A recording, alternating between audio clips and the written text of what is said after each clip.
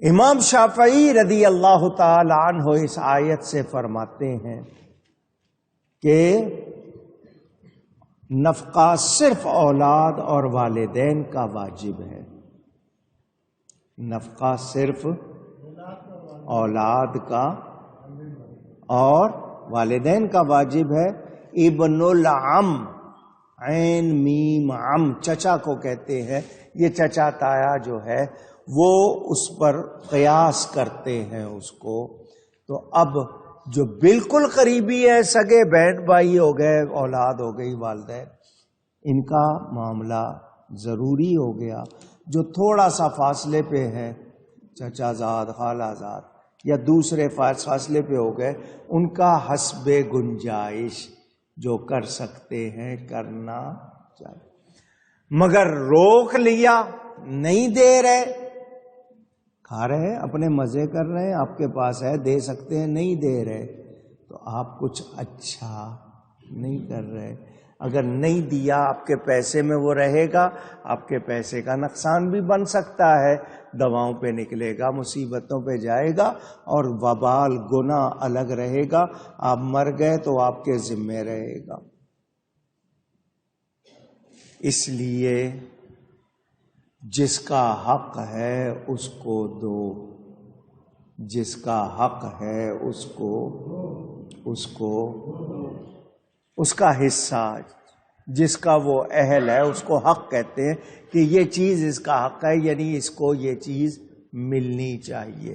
ایک معنی حق کا، ایک معنی ہے کہ جو چیز جس چیز کے لیے بنی ہے اس کو اس کا فائدہ نقصان جو بھی ہے وہ رہنے دیا جائے.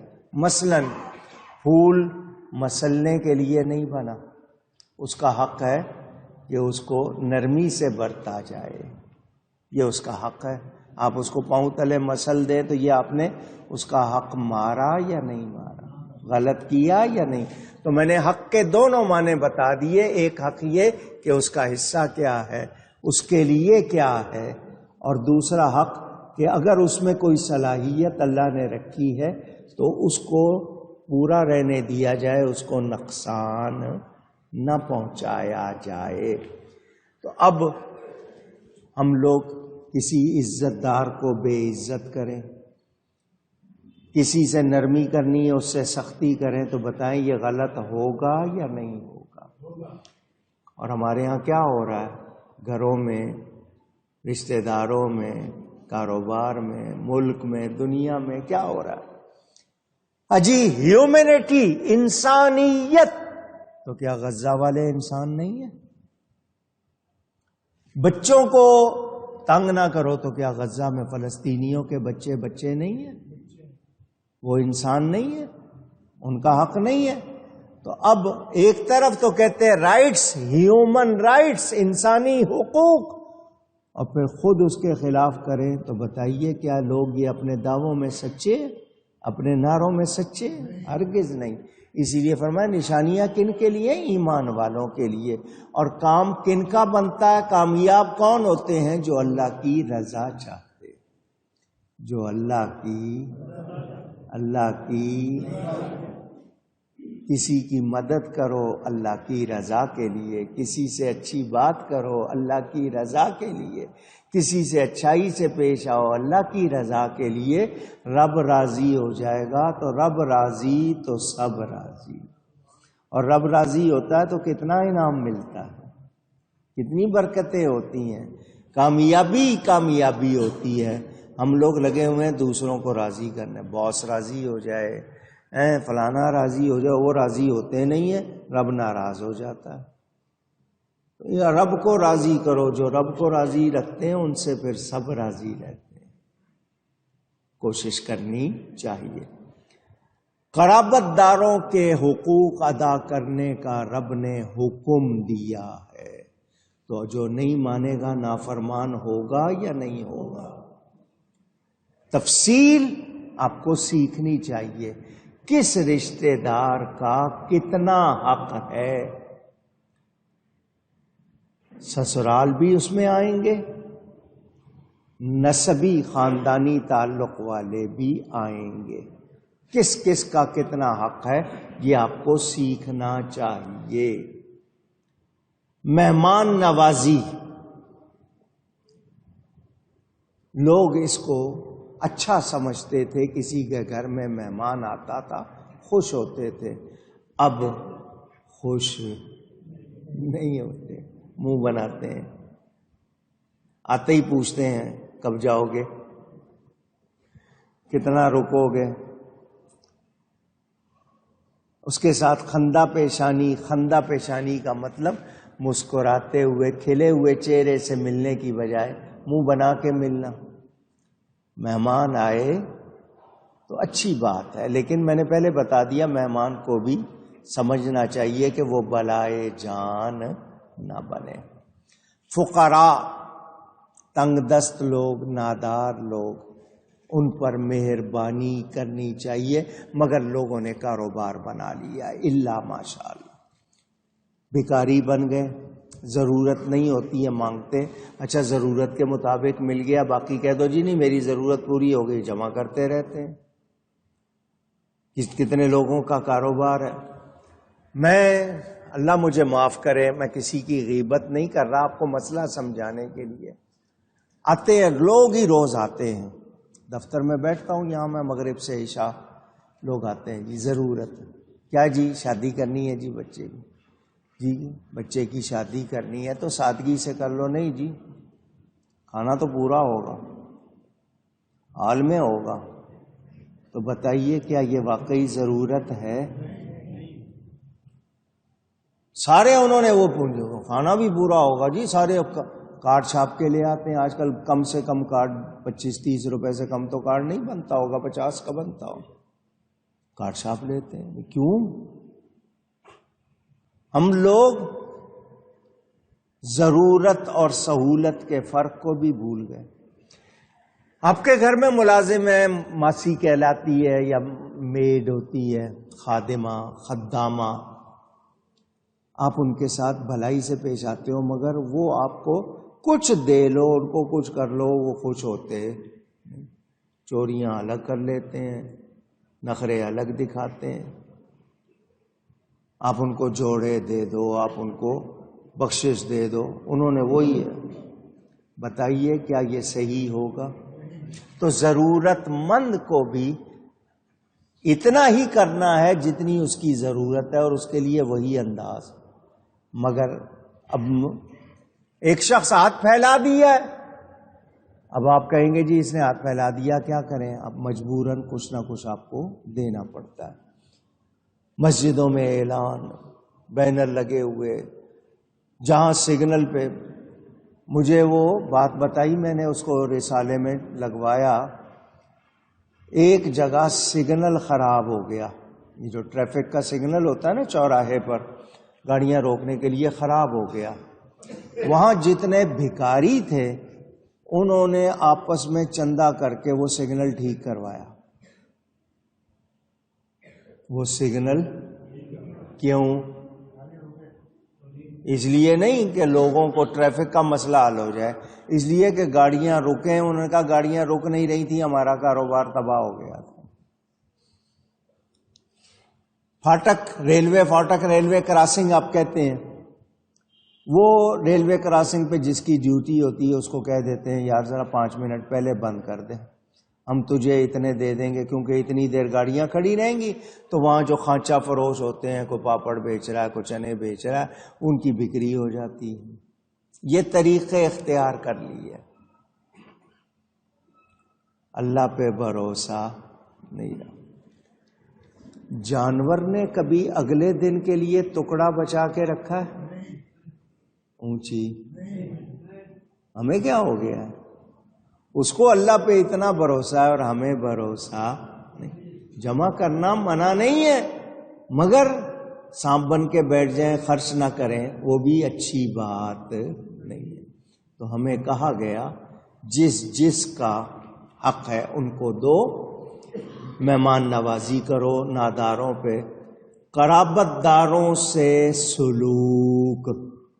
قرابت داروں سے سلوک کا مطلب ان سے تعلق، میل جول، لین دین اچھا رکھے، مسکرا کے ملو، اچھی بات کرو، تانے مت دو، غیبت نہ کرو۔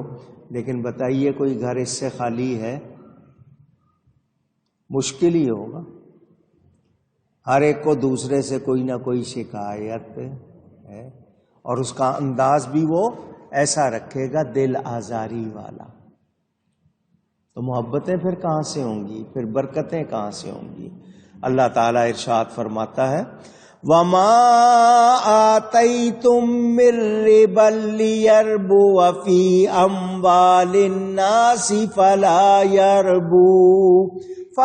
يَرْبُو عِندَ اللَّهِ،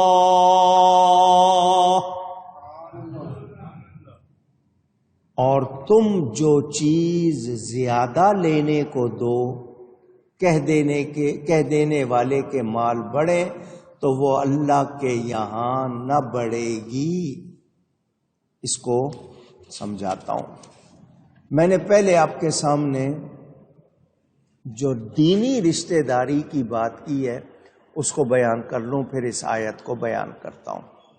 میں نے آپ کو بتایا ایک ہے خاندانی رشتہ داری اور ایک ہے ایمانی دینی رشتہ داری۔ دینی قرابت قربت کو، نزدیکی کو، نیئرنیس کو، تعلق کو کہتے ہیں۔ ضرورت کے لحاظ سے اہم اور رعایت کی زیادہ حقدار ہے۔ بہت دھیان سے سنیے گا اس کو، میں جو بتا رہا ہوں۔ قرابت دینی یعنی دینی رشتہ داری، دینی تعلق، دینی قربت ضرورت کے لحاظ سے اہم ہے اور رعایت کی زیادہ حقدار ہے۔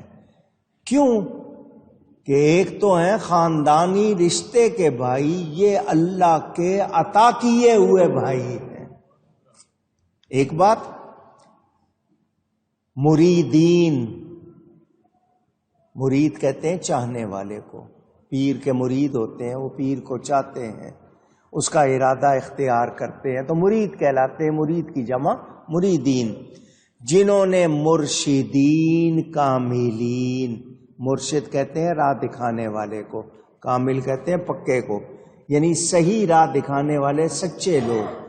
یہاں میں بناوٹی یا کاروباری اشتہاری پیروں کی بات نہیں کر رہا، جو سچے مرشد ہیں۔ تو مریدین نے جن مرشدین کا دامن تھاما ہے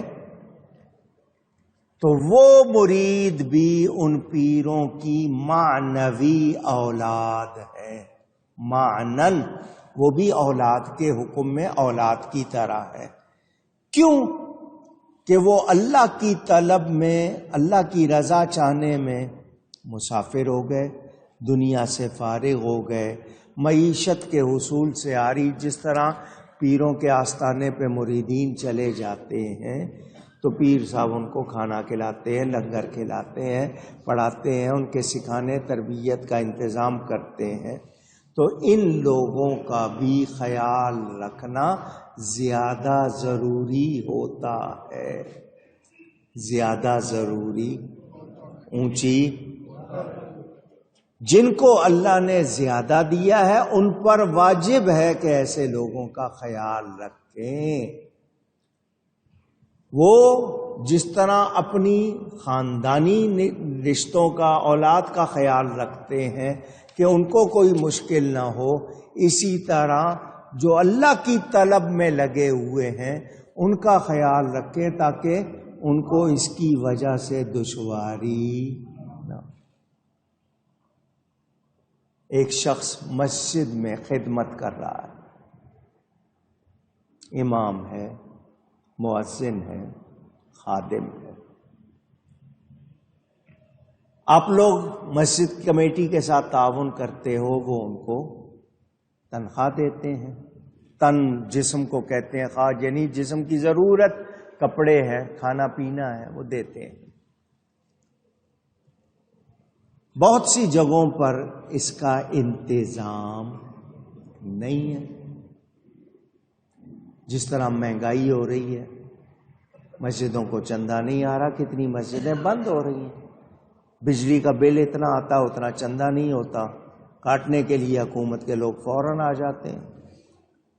آپ کو پتہ ہی ہے، جہاں 2000 بل آتا تھا وہاں 20,000 40,000 بل آنے لگ گیا ہے۔ کہاں سے دیں؟ ہر علاقے میں لوگ اتنے ہیں نہیں کہ وہ اتنا چندہ دیں کہ جی پورا ہو جائے۔ تو ایسے جگہوں پر جن کو اللہ نے وسعت دی ہے ان کو خیال رکھنا چاہیے کہ یہ لوگ جو وہاں پل رہے ہیں وہاں آئے، کبھی وہاں افطاری ہو جاتی ہے، کبھی کھانا۔ پہلے شہر میں بھی رواج تھا، گاؤں میں تو شاید اب بھی ہوگا کہ گھروں سے امام صاحب کو، مؤذن صاحب کو مسجد میں کھانے بھیجے جاتے تھے، صبح و شام بھیجتے تھے اور اس سے برکت ہوتی تھی۔ اب اپنا نہیں ہے، خود گھر میں پکاتے نہیں ہیں، باہر جا کے کھاتے ہیں، پرواہ نہیں کرتے۔